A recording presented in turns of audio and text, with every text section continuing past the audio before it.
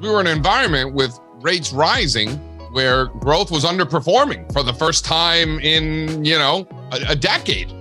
And it was the more value areas that were picking it up. Things like industrials, materials, energy, obviously, and the financials.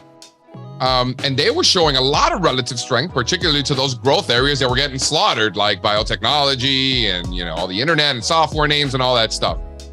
What we've seen more recently, as interest rates have come off, not just in the United States, but around the world, and, 5s, 10s, 30s, all stuck below their 2018 highs and kind of churning, it's given those growth stocks an opportunity to have some outperformance for the first time in a while.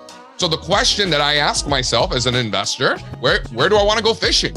Should I be looking at the more value areas because rates are going to be muted for a while, rates are going to continue higher, or are rates going to be muted for a while, so keep pressing this growth trade? No, I think you're thinking correctly. And I'll tell you right now, I think the macro is the hardest I've seen it. And so I think the only way to do it is to barbell. You're seeing industrials kind of turn, which is good to see, and financials doing a little better.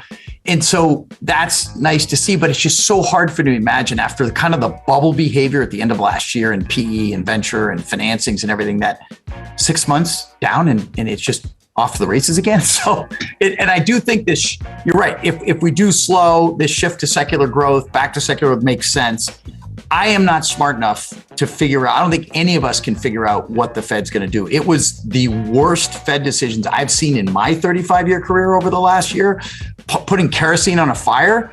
And they seem pretty dead set on making sure the inflation doesn't come back. So I think you have to barbell it.